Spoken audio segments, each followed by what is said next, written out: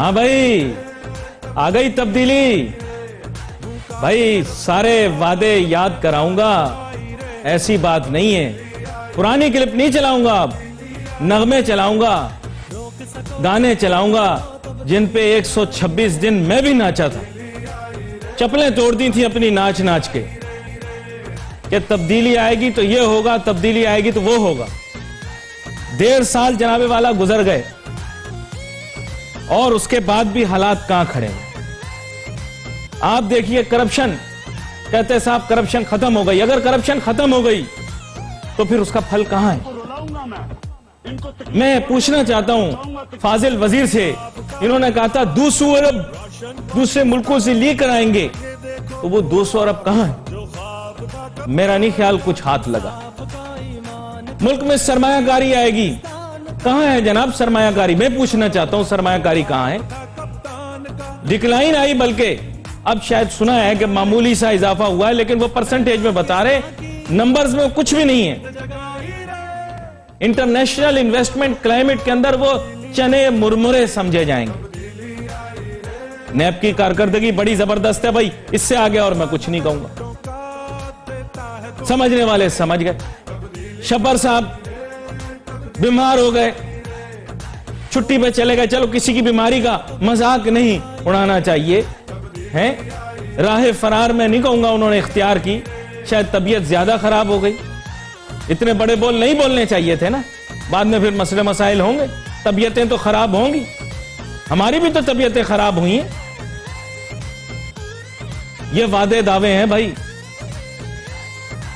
अब देखें जनाब, महंगाई, माजिम मैं तकरीर नहीं सुनाऊंगा ना ना ना, पुरानी क्लिपें नहीं सुनाऊंगा मैं डॉक्टर कयामत नहीं हूं, पुरानी क्लिपें नहीं सुनाऊंगा मैं। आप महंगाई के बारे में कहते थे कि ये करप्शन के नतीजे में होती है। आप तो बहुत नेक पाक साहब है भाई, फिर महंगाई क्यों हो रही? पता ही नहीं चला महंगाई हो गई। 2 अरब रुपए माहाना सब्सिडी देंगे यूटिलिटी स्टोर के जरिए, तो उसके जरिए जो है महंगाई खत्म हो जाएगी। मैं अभी टीका मंगवा रहा हूं, कल बल्कि मैं टीका लेकर आऊंगा, अब स्क्रीन पे टीका लगाऊंगा खुद को, ताकि ये सारी चीजें मुझे समझ आना शुरू हो जाए। हुकूमती इनएफिशिएंसी, उर्दू में क्या कहते हैं साहब उसको? नालायकी। मैं कहूं या आवाम बताएगी? नहीं, मैं नहीं कहूं ना ना, मैं नहीं कहूं, आवाम कहेगी जो भी कहेगी। डॉलर का रेट वो बहुत बुरा था ना, उसका मजाक उड़ाते थे ना, $1 कहते थे उसे। बहुत बुरा आदमी था, बहुत बुरा। उसने जितना बढ़ाया आपने तो उससे कहीं ज्यादा बढ़ाया। कारकर्दगी है कहां, किधर है? मैं गाना लगा के दोबारा से नाचूंगा, क्योंकि इसके अलावा मेरा और कोई ज़हन बट नहीं रहा। बल्कि अब तो मैं गाऊंगा भी और नाचूंगा भी, क्योंकि सच बात यह कि अब रोजगार के और जराए तो तलाश करने हैं ना। मीडिया वालों के तो आप खास खिलाफ हैं, तो जाहिर बात है फिर अब नाच गाना करके ही अपना पूरा करेंगे ना। अच्छा जनाब, एक्सपोर्ट भी डिक्रीज हो गई। डॉलर बोला था डॉलर महंगा करेंगे, इसहाक डार ने बड़ा जबरदस्ती पकड़ा हुआ था, बच्चे को ब्रेन वॉश किया, फूल बनाया बच्चे को। बोला इसहाक डार बड़ा बुरा आदमी था, बुरा था, मैं नहीं कहता अच्छा था। मैंने उस वक्त भी खिंचाई की, आपको कल खुद पीपल पार्टी वालों ने बताया, कल खुद कमरुद्दीन कायरा साहब ने अपने मुंह से बोला है कि मैंने उनके साथ क्या क्या किया माजी के अंदर। पीपल पार्टी के साथ भी किया, नून लीग के साथ भी किया। यार यहां तो आवेगा हवा ही बिगड़ा हुआ है ना। खत्म नहीं हुआ अभी। सुनो बातें सारी सुनो, सारे वादे दावे याद कराऊंगा। एक्सपोर्ट बढ़ेगी, एक्सपोर्ट तो कम हो गई। डॉलर का दाम बढ़ा दिया, उसके नतीजे में एक्सपोर्ट कम हो गई, और इंपोर्ट भी बढ़ेगी। मेरी बात नोट कर लो, ये सारे सुनो, ये फेडरल ब्यूरो ऑफ स्टैटिस्टिक्स वाले और कॉमर्स मिनिस्ट्री वाले, ये जो आटा मंगाओगे, ये जो चीनी मंगाओगे, ये नोटू दे के मंगाओगे ना, मुफ्त में तो कोई नहीं देगा, तो इंपोर्ट बढ़ेगी ना इंपोर्ट। अच्छा, वो 1 करोड़ नौकरियां कहां हैं? 5 लाख घर, क्या हुआ तेरा वादा, क्या हुआ? हाँ, हम गाने पे आ गए भाई, और क्या करें अब मांग तो नहीं सकते ना बैठ के कहीं। बस सोचें यार, आप इन चीजों को क्या मजाक बन गया ये हमें समझना पड़ेगा। अभी आप देखें, बेरोजगारी इतनी बढ़ गई है, बच्चे इंटरनेट के ऊपर नौकरियां ढूंढ रहे हैं फ्रीलांसिंग की, यार चलो कुछ आमदन आ जाए। नहीं, ये अभी भी मजाक उसको समझ रहे। इट्स नॉट ए जोक, ये संजीदा बात है। लेकिन फ्रीलांसिंग भी बेचारे कैसे करें? बाहर से जो है अभी तक पेमेंट मंगाने तक का तो सिस्टम हुआ नहीं। पेपॉल तो खोल नहीं सके, बड़ी बड़ी बातें करते हैं डिजिटल इकोनॉमी बना लेंगे। वो कौन लेकर आए खातून, क्या नाम उनका, गूगल वाली खातून लेकर आए, बोल रहे हैं डिजिटल करेंगे। अरे पेपॉल तो खोल दो पाकिस्तान के अंदर, फिर डिजिटल कर लेना। कार की सेल्स भी गिर गई हैं 48%।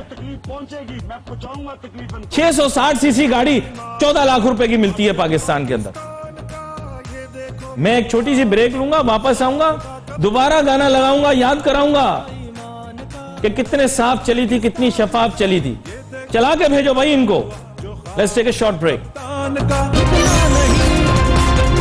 साफ चली शफाफ चली, तहरीके इंसाफ चली, एक दूजे का थामो हाथ, चलो चलो इमरान के साथ, एक दूजे का थामो हाथ, चलो चलो इमरान के साथ। शफाफ चली तहरीके, जब साफ चली शफाफ चली तो ये फिर माफियाज कहां से आ गए? जब साफ चली शफाफ चली तो माफियाज कहां से आ गए? फिर उन लोगों के नाम क्यों आना शुरू हो गए स्कैंडल्स के अंदर जो पीटीआई के साथ मंसूब हैं, वाबस्ता हैं, करीब हैं? ये एक बहुत बड़ा सवालिया निशान। एक वादा और भी तो था, भूल गए? आईएमएफ के पास कभी नहीं जाएंगे, कभी भी नहीं जाएंगे। आज आईएमएफ को कसूरवार ठहरा रहे हैं पाकिस्तान के माशी मसाइल के लिए, पर वादा तो आपने किया था ना कि आईएमएफ के पास कभी नहीं जाएंगे। मैं सिर्फ वादे याद करा रहा हूं और कुछ भी नहीं, पुरानी क्लिपें नहीं चला रहा। मैं सिर्फ वो बातें बता रहा हूं जो कि कही जा चुकी हैं, बार बार कही जा चुकी हैं, और बच्चा बच्चा उनसे वाकिफ है। किस बात की सफाई पेश कर? जिन लोगों को कोसता रहा, बुरा भला कहता रहा, उन लोगों को भी बुलाया इस शो पे। आपकी पार्टी के नुमाइंदगान को भी जिन तक रसाई थी उनको बुलाया। तो देखते हैं आप में से कौन राजी हुआ। लेकिन मुस्लिम लीग नवाज की जानिब से हमें ज्वाइन कर रहे हैं जनाब सिद्दीकुल फारूक साहब। सर, वेलकम करता हूं आपको शो में।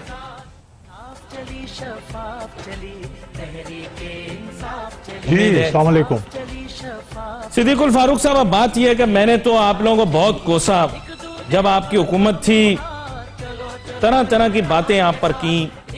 आपके आईएमएफ के पास जाने पर, डॉलर की कदर बढ़ाने पर, नोट छापने पर, अंदरूनी कर्जा बढ़ाने पर, बैरूनी कर्जा बढ़ाने पर हर तरह की तोहमतें और इल्जामात लगाए।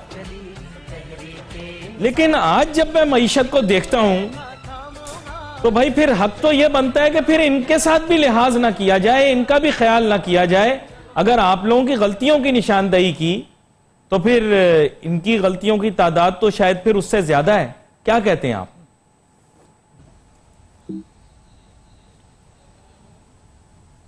जी जी जी सिद्दीकुल फारूक साहब। जी अली नासिर साहब, क्या कहेंगे इस पर आप? एक तो ये जरा म्यूजिक थोड़ा सा मैं अर्ज करता हूं। बिस्मिल्लाह रहमान रहीम। जी जी। पहले मेरी गुजारिश है कि म्यूजिक जरा तेज चल रहा था, उसे आहिस्ता, अब ठीक है। जानबूझ के चलाया था याद कराने के लिए कि इलेक्शन से पहले हम इन गानों पर नाचते रहे हैं, इसलिए चलाया था। दे देखिए, मैं अर्ज करूं, गलतियों पर गलतियों की निशानदेही करना, तनकीद करना अच्छी बात है। हम भी फरिश्ते ना थे, ना हैं, ना आइंदा होंगे जब तक जिंदगी है। लेकिन अगर हमने कर्जा लिया तो इन्हीं के वजीर के बयान के मुताबिक जो 6 महीने पहले उन्होंने कौमी असम्बली में दिया, उन्होंने हमाद अजहर साहब ने बताया कि मुस्लिम लीग नून ने अपने 5 साल में 35 अरब डॉलर का कर्जा लिया और 33.51 अरब डॉलर वापस किया। नंबर 1। नंबर 2, हमने अगर कर्जा लिया तो 12,000 मेगावाट बिजली दी, हमने मईशत को फरोग अल्हम्दुलिल्लाह दिया, 5.8 सालाना जो है वो जीडीपी चली गई। हमने इन्फ्लेशन को कहां 14-15% हमने इनहेरिट किया और हम उसे 4, 4.5 या चले 5% तक ले आए। हमने शरह सूद को कम किया ताकि इन्वेस्टमेंट हो 5.5 और 5.75, ये ज्यादा से ज्यादा 5.6%। भाई वो मवाजना नहीं मांगते, चीनी की लेकिन क्या मैं एक कीमत चीज थी आपसे हमारे पूछता दौर हूं। में? देखें, आपके बारे में कहते हैं कि आपने कर्जे लिए, बताओ कहां लगाए। तो आपने जो अभी फिगर बताया है मुझे अरबों डॉलर के अंदर इन्होंने कर्जा लिया है, तो फिर सवाल बनता है कि इन्होंने कहां लगाए। हाँ, ये वो उसका जवाब दें। लेकिन अब यह है कि इसका इंपैक्ट जो आपने अभी बताया, वो मुझे एक वाकया भी और लतीफा भी याद आ रहा है। यहाँ पठवार में आपको पता है अक्सर नौजवान जो हैं, वो एक वक्त था वो फौज में ही जाते थे। वो गरीब घराना था, साल के लिए वो चला गया, साल के बाद छुट्टी पे आया तो मां ने कहा, बेटा ना तुमने पहले पैसे भेजे हैं ना अब तुम लेके आए हो, बताओ को पैसे भी लाए हो, घर में तो फाके हो रहे हैं। उसने कहा, बेबे तू पैसे शैसे छोड़, अपने पुत्र ने टर्न आउट देख, टर्न आउट तक अपने पुत्र ने। लो जनाब, ये ही हाल है इमरान खान साहब का कि मसाइल का हल छोड़ें, सब छोड़ें। मैं जो 3 घंटे रोजाना वर्जिश करता हूं कौम के गम में और 1 किलो गोश्त खा लेता हूं, बस इसको देखो। और इस पे एक और जो इन्होंने मसीहाई का दावा किया, तो उस पे एक शेर मुझे याद आ रहा है कि अच्छे ईसा हो, मरीजों का ख्याल अच्छा है, हम मरे जाते हैं तुम कहते हो हाल अच्छा है। सब्र करो, हौसला करो। भाई कैसे कोई सब्र करेगा, कैसे हौसला करेगा? कीमतें आपने बता दी हैं। मैं आपसे अर्ज करूं इमरान खान के बारे में एक और बात कि जी वो खुद तो बड़ा नेक है, बड़ा ऑनेस्ट है। क्या ऑनेस्ट है और क्या नेक है? 10 साल कम अज कम तो नौजवानों से और पूरी कौम से झूठ बोला, ये खराब हैं, ये इस तरह हैं, मैं 100 दिनों में ये कर दूंगा। तो भाई इंटेलेक्चुअली भी करप्ट हुआ, मॉरली सारी दुनिया जानते हैं। काला पैसा इन्होंने, काला धन सफेद कराया परवेज मुशर्रफ की स्कीम में, और अभी इनकी बहन ने 2017 में अरब रुपए सफेद करा लिए, तो फाइनेंशियली भी करप्ट हुआ। और नाहल परले दर्जे का सारे अरसे में इसकी सारी उम्र जो है, जब क्रिकेट खेला तो बॉल टेम्परिंग की, जुआ खेला जो उन्होंने किताब में इतराफ भी किया। या अच्छा, मुझे एक छोटी सी ब्रेक लेनी। क्रिकेट अच्छी खेलते थे, कोई शक नहीं है, लेकिन वापस आएंगे तो कोशिश करेंगे पाकिस्तान तहरीक इंसाफ के नुमाइंदे को भी लें। उनके अक्सर नंबर बन जाते हैं या बंद कर देते हैं। मैं तोहमत इल्जाम किसी पे नहीं लगाऊंगा, लेकिन वाकिफ आप भी हैं इस बात से। यहां पर एक छोटी सी ब्रेक लेते हैं, ब्रेक के बाद वापस आते हैं, अपनी गुफ्तगू को जारी। कह रहे थे अपने ऑफिस में कि ये सवाल जरूर होगा, और उनसे भी मैं दरख्वास्त ही करूंगा। इनको रुलाऊंगा मैं, इनको तकलीफ पहुंचेगी, मैं पहुंचाऊंगा तकलीफ इनको। इंसाफ का, ईमान का, रोशन पाकिस्तान का, ये देखो पूरा हुआ जो ख्वाब था कप्तान का। तब्दीली तो आई है बिल्कुल। आटा महंगा, चीनी महंगी, गैस महंगी, बिजली महंगी, डॉलर महंगा, तब्दीली तो आई है। आम आदमी के इस्तेमाल की तमाम अशिया की कीमतों के अंदर तेजी से इजाफा, तब्दीली तो आई है भाई, ये तो मानना पड़ेगा। ऐसी बात नहीं बेरोजगारी में इजाफा हुआ है, मैं नहीं कह रहा, माहिरीन कह रहे हैं, तब्दीली आई है। अब हमें ज्वाइन कर रहे हैं जनाब शौकत बसरा साहब पाकिस्तान तहरीक इंसाफ से। सर, आपको वेलकम करता हूं शो में। तो आपने हमें बड़ा इंतजार करवाया सर, 20-20 का आप लोगों ने हमें लारा लगाया था। अब 20-20 आ गया है, लेकिन माशी मसाइल कहीं हल नहीं हुए। जगह जगह महंगाई की बाज़गश्त है, आपकी माशी पॉलिसियों की नाकामी के बारे में बात की जा रही है। मैं आपको सफाई देने के लिए तो अब नहीं कहूंगा, लेकिन वक्त हमने आपको बहुत दिया शौकत बसरा साहब, वक्त हमने आपको बहुत दिया जी। देखें, ये बात एक हकीकत है जो आप कर रहे हैं। ये इस हवाले से जो तब्दीली है वो लोगों के लिए थोड़ा सा मुश्किल आ रहा है कि जो महंगाई है, जो बेरोजगारी है, ये हमारे लिए बहुत बड़ा चैलेंज है। और इकोनॉमी ही चैलेंज है पाकिस्तान का, आज से नहीं है, बल्कि मैं तो ये समझता हूँ खास तौर पे ये 40-50 साल से अर्सा है जो 4 हुकूमतें रही, बारियां लगी हुई थी, उनके जो मसाइल है हमें विरासत में मिले। जाहिर है 32,000 अरब का कर्जा जब आपको विरासत में मिलता है, हर इदारा तबाह बर्बाद मिलता है, तो चीजें तो ठीक होने में वक्त लगेगा। और जाहिर है हमने कुछ चीजों को कंट्रोल करने की कोशिश की, माफियाज ने फिर आंदोलन भी की। माफियाज का सामना है, जब ऐसी सूरत हाल हो तो मसाइल तो आते हैं। नहीं, माफिया कौन है? आपकी पार्टी के अंदर है माफिया? मैं बताता हूँ, देखिए मैं समझता हूँ माफिया वो है जिन्होंने जब वो कारोबारी हजरात हो, वो हुकूमत में लोग हों, वो ब्यूरोक्रेसी हो, हर तरह के माफियाज हैं और हर जगह पे वो माफियाज बैठे हुए हैं। देखिए मैं अगर आप हुकूमत की तरफ मेंशन करेंगे तो भाई मैं अली भाई आपसे सुनकर बात करूंगा, आपके पास जिनके भी नाम है और सबूत के साथ वो हमारे अंदर कैसा काम कर रहे हैं, आप उनका नाम लीजिए। मैं आपसे वादा करता हूँ कि हम उनको बिल्कुल डिपेंड नहीं करेंगे। नहीं, मैं नाम नहीं लूंगा। हाँ, मैं नाम नहीं लूंगा, हर एक को पता है नाम।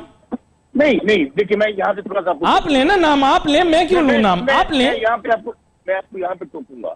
देखिए जो बातें चल रही हैं मीडिया में, वो ये कहा जाता है कि जहांगीर तरीन साहब हैं जी, खुसरो मुख्तियार साहब हैं, नाम लिए जाते हैं ना। कल मैं जहांगीर तरीन साहब का लाइव शो सुन रहा था, उनके साथ मालिक साहब के साथ समा पे, उन्होंने कहा मैं चैलेंज दे के बात करता हूँ कि मेरे ऊपर कोई साबित करे। सर वैसे कितनी प्यारी प्यारी गल्ला करता है वो जहांगीर तरीन, इतना मासूम या बंदा है, होते हैं भी इल्जाम लाया। देखिए मेरी गुजारिश अब ये है सर, ये तो अंदाजे बयां का कमाल है। बाकी बात ये कि अली भाई बात ये है कि मैंने कोई इफ एंड बट नहीं लगाया, कोई अगर और मगर नहीं लगाया। Yes, it's a challenge for us और हमने बड़ी अहम बात है। अच्छा, आप मेरे साथ ही रहे, सिद्दीकुल फारूक साहब देख लें आप, शौकत बसरा साहब जो है वो बसीरत रखने वाले सियासतदान है, उन्होंने कहा है कि भाई जहां खामियां हमने मान ली बात, तो मसले का हल निकला है। सिद्दीकुल फारूक साहब उन्होंने कहा भी मैंने मान ली जो देखिए ये तो हकायक इतने शदीद और संगीन हैं कि शौकत बसरा जैसा आदमी, मेरे अदरवाइज दोस्त हैं, वो भी तस्लीम करने पर मजबूर हो गए हैं। और इस हद तक कि इनके अपने सदर मुमलिकत आरिफ अलवी साहब अपने वजीर आज़म और हुकूमत को कहते हैं हुकूमत हिम्मत करे और आटा माफिया के खिलाफ कार्रवाई करे। वो कहते हैं कि 22 लाख लोग बेरोजगार हो गए हैं और स्टेट बैंक कहता है कि रवां साल में 22 लाख मजीद बेरोजगार होंगे। गर्दिशी कर्जा जिसका ये बड़ा करते थे चर्चा, बिजली 3 गुना महंगी कर दी, पेट्रोल जो है कितना महंगा कर दिया, तो मान लिया ना उन्होंने बात को, और गर्दिशी कर्जा 1800 अरब हो गया। अब मैं ये कहता हूं कि जी जितनी मर्जी माजी पर तनकीद करें, मैं इन सारी हुकूमत को हाथ जोड़कर कहता हूं कि इस वक्त 22 के 22 करोड़ अवाम रो रहे हैं, आपने रुला दिया। नवाज शरीफ दौर की मसनूई कीमतें ही ले आए वापस यार, ताकि लोगों को कुछ रिलीफ मिल जाए। वो कीमतें वापस, उन्होंने दम दरूद करो यार, कहीं से जादूगर बुलाओ, कहीं से कुछ करो यार। नवाज शरीफ जादू तो बहुत कराया, हुआ कुछ नहीं। जादू बहुत कराया, असर नहीं हुआ। जादू बहुत, इशारे समझे हैं आप सिद्दीकुल फारूक साहब। भाई ये मुझे बताएं बात, अपना शौकत बसरा साहब अभी इन्होंने हमारे इलाके पटवार का एक लतीफा भी सुनाया कि जी तुसी टर्नआउट ही विखाई जा रहे हो, पैसे नहीं पे दे रहे हो। तो अब ये टर्नआउट आपका कब तक हम देखेंगे? आप कोई काम भी तो करके दिखाओ ना। अब देखिए मैं आपको नहीं, शौकत बसरा साहब के कंजम्पशन के लिए सुना देता हूं कि वो लड़का जो था वो भर्ती हो गया फौज में, साल के बाद आया तो मां ने कहा पुत्र तू पहले भी पैसे नहीं भेजे, को पैसे लेके आए हैं। उसने वर्दी पहनी, उसने कहा बेबे पैसे जैसे छोड़ पुत्र निट्टा और टर्नआउट तको भाई, टर्नआउट तको। अली नासिर साहब मैं गुजारिश करूं, सिद्दीकुल फारूक साहब का मुझे बड़ा एहतराम है, लेकिन मुझे वैसे बहादुरी है इनकी कि सब कुछ बेड़ा घर करके पाकिस्तान को कर्जों में डुबो के खुद ये मुझे वो रॉकेट साइंस बता दें तो खुद तो ये अरबपति और खरबपति बन गए। पाकिस्तान किस तरह गरीब हो गया, पाकिस्तान किस तरह कर्जों में डूब गया? क्या ये 15 महीने की हुकूमत की जिम्मेदार होती है? तो थोड़ा सा काम को इंसाफ करें। आप लोगों ने तो जो इस मुल्क का हक़ किया है, बल्कि जिस तरह मुल्क को नोचा है, मुल्क को खाया है, कमीशन खाया है, आपको ये बात नहीं करनी चाहिए। आज आपकी वजह से मुल्क जो है इस हालत को पहुंचा हुआ है। बंदा आपने पकड़ा हुआ था, छोड़ा आपने। नासिर साहब, अच्छा सुनो सर, बंदा आपने पकड़ा हुआ था, छोड़ा आपने। नहीं, मेरी गुजारिश सुनने, मेरी गुजारिश, इसके बावजूद हम इस चैलेंज को लेके बैठे हैं। हमने मुल्क के इदारों को ठीक करना है, हमने मुल्क की इकोनॉमी को ठीक करना है, लेकिन उसके लिए भाई हम सब लोगों को मुश्किल हालात है, मुश्किल फैसले लेने पड़ रहे हैं। आप ये देखिए तभी जब प्राइम मिनिस्टर ने अभी उन्होंने कहा सिद्दीकुल फारूक साहब ने कि शौकत बसरा डिफेंड नहीं कर रहा। मैं भाई देखिए, हमारे प्राइम मिनिस्टर मान रहे हैं, हम सब मान रहे हैं कि मसाइल हैं, बस अब ये issues कंधे हैं। तो उसके हवाले से हम लोगों ने उसके ऊपर स्टेप लिए हैं। हमने नासिर साहब दे रहे हैं। यहाँ मुझे ये इजाजत कंधे आप महंगाई का और बोझ उठा नहीं सकते। सिद्दीकुल फारूक साहब हम यही हैं, आपकी बात सुनेंगे, पहले अपनी बात तो मुकम्मल कर लें शौकत बसरा साहब। जी शौकत बसरा साहब, ये कह रहा हूँ, देखिए ना, अच्छा, कल जो हमारी अच्छा, कैबिनेट ठीक। मीटिंग हुई है, ठीक। कल कैबिनेट मीटिंग में बाकायदा इन्हीं इश्यूज पे, खासतौर पे जो बेसिक नीड्स हैं, उस हवाले से अरबों रुपए का प्रोजेक्ट लॉन्च किया है। और हम ये चाह रहे हैं कि लोग